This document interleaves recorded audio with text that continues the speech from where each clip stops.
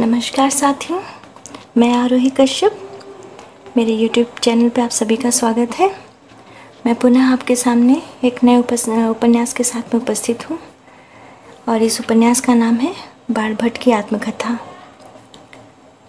थोड़ा मैं 2 दिन लेट हूँ क्योंकि मेरे घर कुछ इम्पोर्टेंट वर्क आ गया था, इसलिए मैं वीडियो अपलोड नहीं कर पाई, तो उसके लिए क्षमा चाहती हूँ। जैसा कि आप देख रहे हैं, बाण भट्ट की आत्मकथा, और इसके जो लेखक हैं वो हैं आचार्य हजारी प्रसाद द्विवेदी जी। इनके नाम से आप सभी परिचित होंगे। इनका जन्म जो है वो आप यहाँ देख पा रहे होंगे। इनका जन्म 19 अगस्त 1907 में हुआ था और इनका जो है देहांत वो 19 मई 1979 में हुआ था और ये बलिया ज़िले के रहने वाले थे। अब आइए इस आत्मकथा के बारे में जान लेते हैं। जैसा कि इसका नाम है बाण भट्ट की आत्मकथा। बाण भट्ट एक हर्ष के दरबार में जो है राजकवि थे और राज पंडित भी थे और इनकी विद्वता के चर्चे बड़े दूर दूर हो गए थे। ये संस्कृत में इन्होंने हर्षचरित और कादम्बरी 2 उपन्यासों की रचना की और माना जाता है कि दुनिया का पहला उपन्यास कादम्बरी ही था। हर्षचरित तो जीवनी थी जिसमें हर्षवर्धन के बारे में सब बहुत कुछ लिखा था इन्होंने, क्योंकि उन्हीं के शासनकाल में उन्हीं के आश्रम में ये रहते थे। और ये कथा जो है बाण भट्ट के जीवन के ऊपर आधारित है तो ये ऐतिहासिक, लेकिन कुछ ऐसे काल्पनिक पात्र और ऐसी काल्पनिक घटनाएं भी इनके साथ हजारी प्रसाद द्विवेदी जी ने जोड़ा है। मतलब ऐतिहासिकता और कल्पना को एक संयोजन करके उन्होंने बहुत खूबसूरत इस उपन्यास की रचना की है। इस पुस्तक का जो प्रथम प्रकाशन है वो 1946 में राजकमल प्रकाशन द्वारा किया गया था और इसका बाद में नवीन प्रकाशन हुआ जो कि 1 सितंबर 2010 में किया गया। बाण भट्ट की जो आत्मकथा है वो हजारी प्रसाद द्वारा लिखित पहला उपन्यास है। इनके अन्य 3 उपन्यास हैं जिनका नाम है पुनर्नवा, चारुचंद्र लेख और अनामदास का पोथा। आप यहाँ पे नोट कर लीजिएगा। पुनर्नवा मतलब पहला उपन्यास, इन्होंने केवल 4 उपन्यास लिखे और इनके पहले उपन्यास के बारे में मैंने आपको बता दिया कि उसका प्रकाशन वर्ष 1946 था और नवीन प्रकाशन 1 सितंबर 2010 में था। इनका जो दूसरा उपन्यास था जिसका नाम है पुनर्नवा, वो 1963 ईस्वी में इन्होंने उसका प्रकाशन मतलब उसका हुआ और उसके बाद फिर चारुचंद्र लेख आया जो कि 1973 ईस्वी में, और उसके बाद अनामदास का पोथा जो कि 1976 ईस्वी में। ठीक है, तो कभी कभी परीक्षा प्रश्न पत्र में पूछ लिया जाता है, महज 2 कॉलम जैसा आ जाता है या फिर उनके प्रकाशन वर्ष के आधार पे उनका क्रम जो है सही करिए। तो आप इसको याद रखिएगा कि 1946 में आपका बाण भट्ट की आत्मकथा, फिर उसके बाद 1963 में पुनर्नवा, 1973 में चारुचंद्र लेख और 1976 में अनामदास का पोथा। तो अगर कहीं भी सीरीज़ में अगर पूछ लें तो आप इस तरह से अगर आपको याद रहेगा तो आप सीरीज़ सही कर लेंगे। 2 भी अगर याद रहता है तो फिर चारों की सीरीज़ सही हो जाएगी। आचार्य हजारी प्रसाद द्विवेदी जी हिंदी साहित्य जगत के श्रेष्ठ रचनाकार हैं, निबंधकार हैं, निष्पक्ष आलोचक और मानवतावादी उपन्यासकार थे। मतलब ये बिना पक्षपात के आलोचना करते थे और मानवतावादी उपन्यासकार थे। मतलब मानवीय गुणों को ये अपने उपन्यासों में बहुत ही अच्छे से उकेरते थे। उनकी हर भावना को, उनके चारित्रिक गुणों को बखूबी जो है ये अपने उपन्यास में उसका प्रयोग करते थे या उपन्यास के पात्रों के माध्यम से समाज को संदेश देते थे। अब इसमें हम देख लेते हैं कि प्रमुख पात्र कौन कौन हैं। ये प्रमुख पात्र इनके बाण भट्ट जो कि इनके नायक हैं। इनका असली नाम था दक्ष भट्ट और ये संस्कृत के बहुत ही प्रकांड कवि थे, साहसी थे, विवेकशील थे, भावुक थे और संघर्षशील थे। मतलब परिस्थितियों से जूझना चाहते थे और किसी भी विकट परिस्थिति में पीछे ये नहीं हटते थे, तो साहस भी इनके अंदर था। इसकी जो दूसरी मुख्य पात्र है वो है भट्टिनी, प्रमुख नारी पात्र है और ये देवपुत्र तुवर मिलिंद की रूपवती कन्या है। ये देवपुत्र तुवर मिलिंद राजा थे, इनकी ये कन्या थी और जिसका अपहरण कुछ जो है दस्यु या कह लीजिए जो डाकू हैं वो कर लेते हैं और ये बाणभट्ट से प्रेम करती हैं। तीसरी जो महत्वपूर्ण नायिका है इसमें वो है न्यूनिया।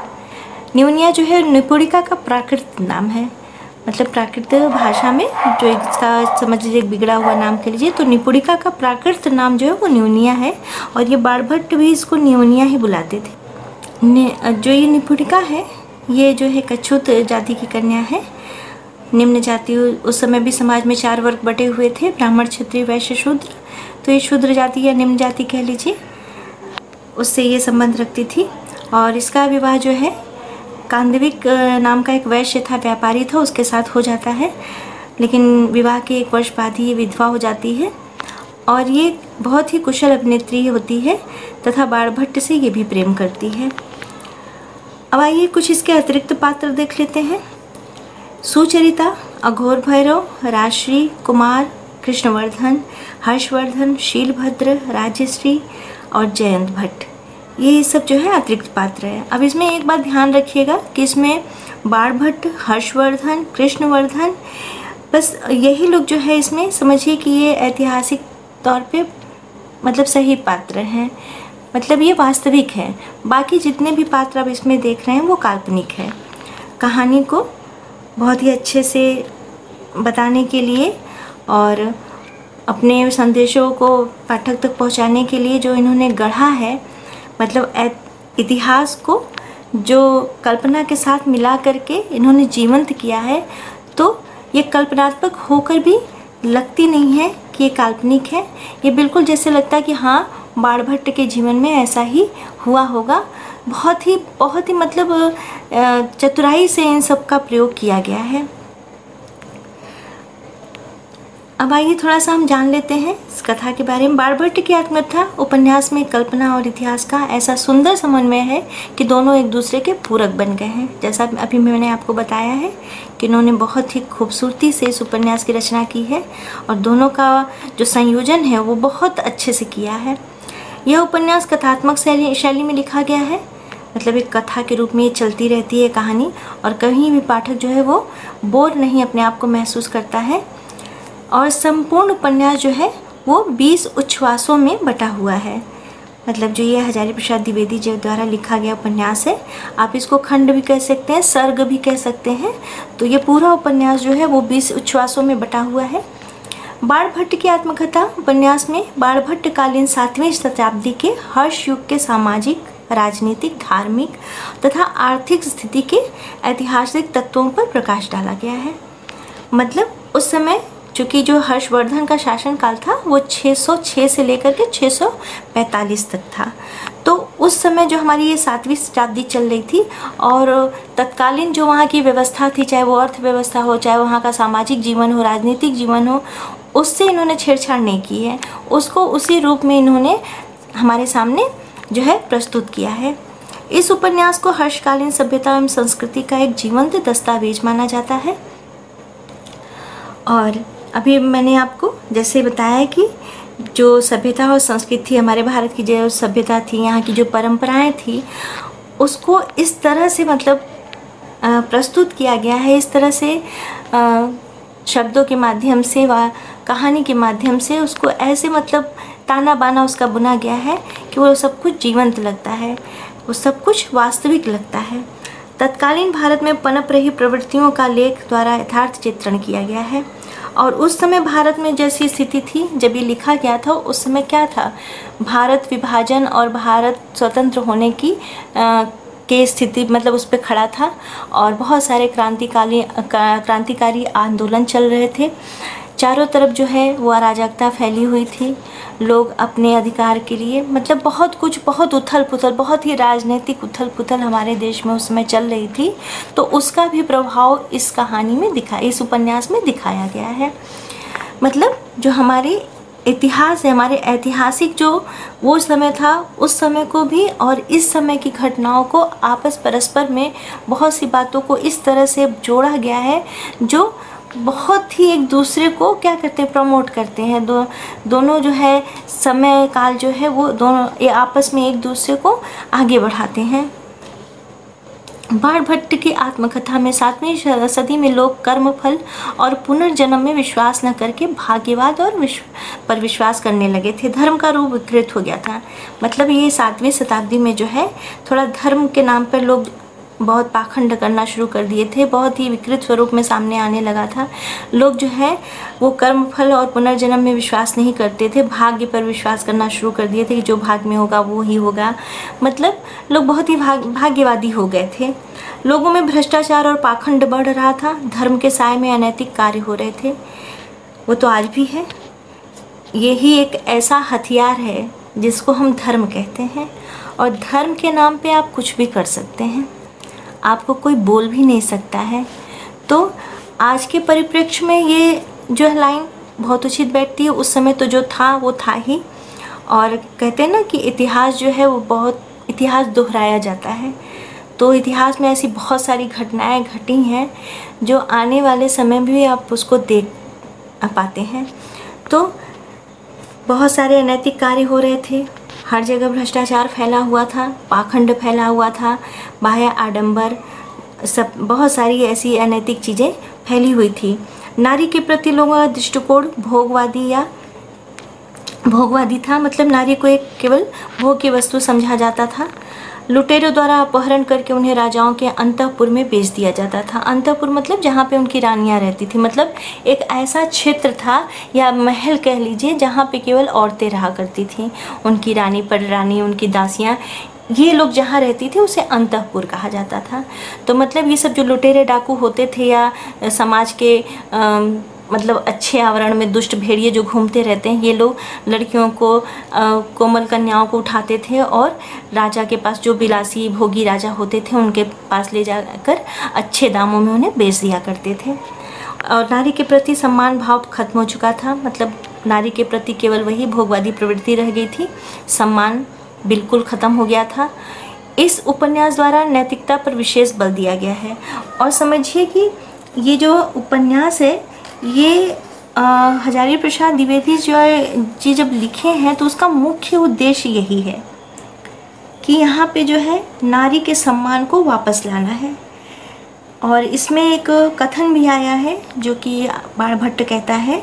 वो कहते हैं कि मैं नारी को जो है, नारी के शरीर को देव मंदिर तुल्य मानता हूँ। मतलब वो नारी कैसी भी हो, चाहे लोग समाज में से लोग उल्टा कहें, गलत कहें, कुछ भी कहें, लेकिन फिर भी वो मंदिर के समान पवित्र है।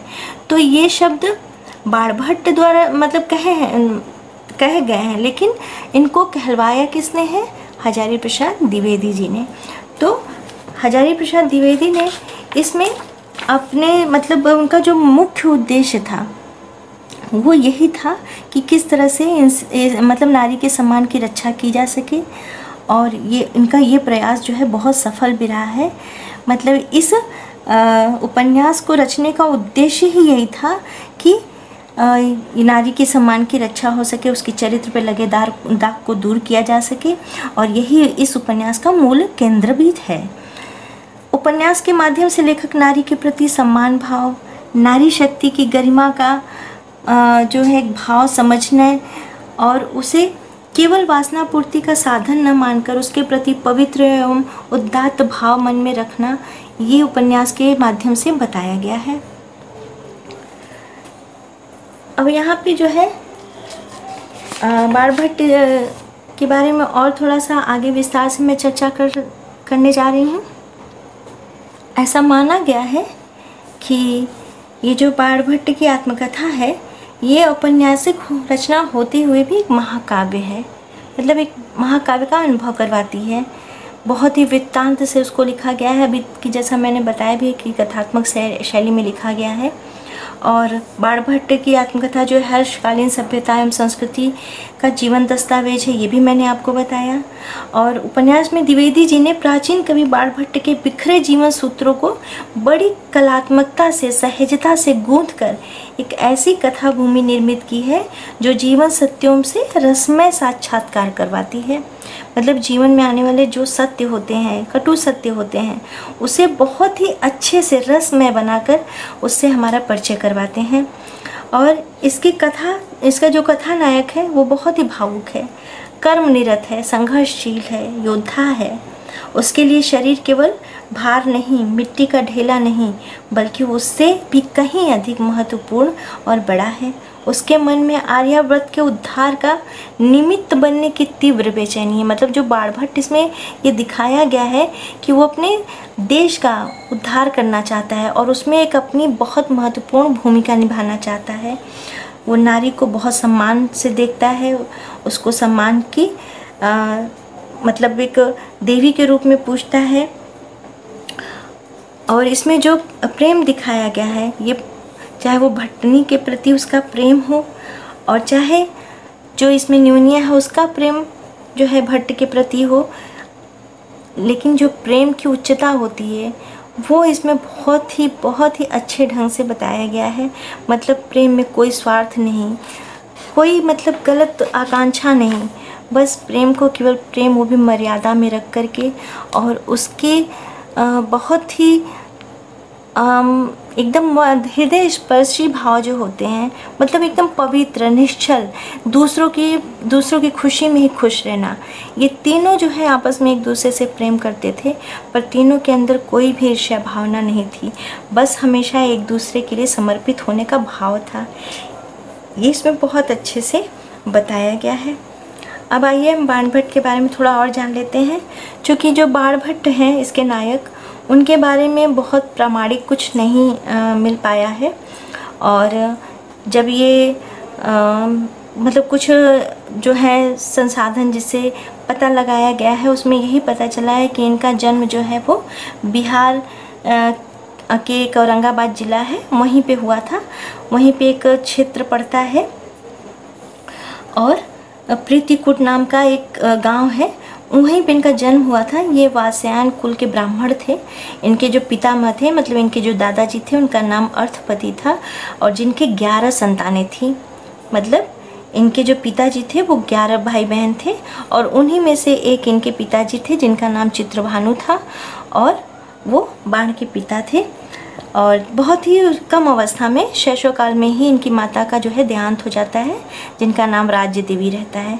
मतलब इनके जो दादाजी हैं उनका नाम अर्थपति, पिताजी का नाम चित्रभानु और माता का नाम राज्य देवी था। फिर उसके बाद इनका पालन पोषण जो है इनके पिता द्वारा किया गया।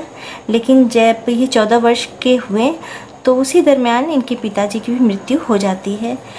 पर इतना संपत्ति और सब कुछ साधन था इनके पास कि इनको कभी कोई कमी नहीं होने पाई और इन्होंने उस संपत्ति का प्रयोग जो है वो इन्होंने भ्रमण में लगाया। मतलब ये जगह जगह, यहाँ वहाँ सब जगह जहाँ भी इनकी इच्छा हुई, ये कहीं पे कुछ बन के, मतलब जहाँ इनको जो काम मिलता था वो कर लेते थे। और उसी दरमियान जो है जब ये उज्जैन पहुँचते हैं तो वहाँ पे एक नाट्य मंडली रहती है, उसमें ये काम करना शुरू करते हैं और धीरे धीरे इनकी लोकप्रियता बढ़ने लगती है। फिर वहीं पे ये न्यूनिया जो है इनको मिलती है। एक छोटी जाति की कन्या रहती है लेकिन बड़ी ही कुशलता से अभिनय करती है, तो बड़े प्रभावित हो जाते हैं और ये उसको अपनी मंडली में शामिल कर लेते हैं। धीरे धीरे जो है ये न्यूनिया है उसका झुकाव इनकी तरफ होने लगता है, वो मन ही मन इनको प्रेम करने लगती है। लेकिन इनकी कुछ जो बातें रहती हैं, मतलब जब ये अपने भाव प्रदर्शित करती है तो कुछ ऐसा वो इस तरह से हंस देते हैं या कुछ ऐसे मतलब नज़रों से देख देते हैं, जैसे होता है ना कि उपेक्षा की दृष्टि से देखना, तो उसको बहुत फील होता है और वो फिर वहाँ से बिना कुछ कहे चली जाती है। अब ये जो है भट्ट जो है ये फिर वहाँ से कुछ दिनों तक काम करते हैं, फिर वहाँ से चल देते हैं और इसी तरह राज्य इधर से उधर भटकते हुए एक दिन ये थानेश्वर पहुँच जाते हैं। मतलब इसमें जो है थानेश्वर को स्थानेश्वर बोला जाता है, वहाँ पहुँच जाते हैं और 6 वर्ष बीत चुके रहते हैं। वहाँ पे देखते हैं कि एक पान की दुकान पे न्यूनिया बैठ कर पान बेच रही है। ये देखते हैं, पहचान जाते हैं। न्यूनिया जब इनसे मिलती है तो वो भी बड़े आदर भाव से, इनको लगता है कि शायद वो बात ना करे, लेकिन वो बड़े आदर भाव से इनसे मिलती है, बात करती है और बोलती है कि भट्ट आप तो मतलब जैसे बिन मांगे मुराद मिलती है वो मिल गई मुझे। मैं आप ही को याद कर रही थी, आपकी बड़ी ज़रूरत इस समय थी मुझे। और हालचाल होता है, दोनों में बातचीत होती है। फिर वो बताती है कि यहाँ का जो राजकुमार है जिसका नाम कुमार है, कृष्णवर्धन जो थे उनके मतलब उसमें आता था। तो बोलती कि वो जो है बहुत ही विलासी है और एक बहुत ही सुंदर कन्या है। यही जो मिलिंद थे, इनकी लड़की के बारे में बात अब यहाँ हो रही है। और उसका नाम क्या था? भट्टिनी। मतलब भट्ट मीन्स होता है विद्वान ब्राह्मण, तो इसीलिए वो उसको भट्टिनी कहती थी, क्योंकि बहुत ही उसके चेहरे पे बहुत ही तेज था और बिल्कुल ही बहुत ही अच्छे कुल की लड़की लगती थी वो। तो इसीलिए वो उसको भट्टिनी, न्यूनिया भट्टिनी कहने लगी और बाणभट्ट भी उसको भट्टिनी ही कहने लगा। तो बोला कुछ जो हैं डाकू उसको यहाँ पर लाकर बेच दिए हैं और उसे बचाना है, क्योंकि वो बहुत अच्छे घर से है और बहुत अच्छी लड़की है और मेरी मदद तुम्हारे सिवा कोई नहीं कर सकता है। क्योंकि वो इतने समय तक इसके साथ रही थी, बाणभट्ट के साथ में, और वो जानती थी इसका जो चरित्र, इसका स्वभाव है और नारी के प्रति इसका कैसा दृष्टिकोण है, उसे ये सब पता था।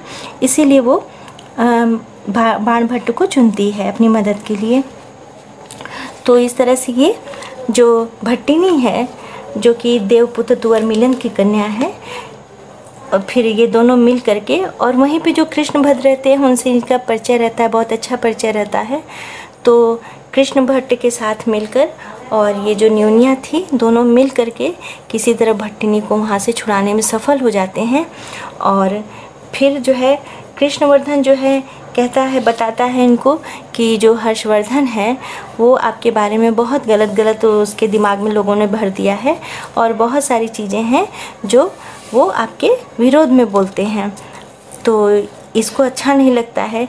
ये तुरंत जो है वहाँ जाता है उनके सामने और उनसे बात करना चाहता है, लेकिन वो इतनी उपेक्षा भरी नज़रों से और उपेक्षा भरी बातें बोल देते हैं, तो इसको बहुत ख़राब लगता है। लेकिन ये वहाँ अपनी हार नहीं मानता है और अपने पक्ष को रखता है। फिर धीरे धीरे जो है हर्षवर्धन और इसके बीच का, बाणभट्ट के बीच का मतभेद ख़त्म हो जाता है। उनको सारी सच्चाई का पता चलता है और वो इन्हें जो है जब ये अपने घर चला जाता है, फिर वो सबसे पता करवाते हैं। और जब सारी बातें जो है क्लियर हो जाती हैं, तो इनकी विद्वता को देखकर, इनका चरित्र देखकर हर्षवर्धन बहुत प्रभावित होता है और इन्हें अपना राजकवि नियुक्त कर देता है और राज पंडित के पद पर ये आसीन हो जाते हैं। फिर ये कहते हैं कि जो ये भट्टिनी है ये कहीं भी नहीं जाएगी, ये भी यहीं रहेगी।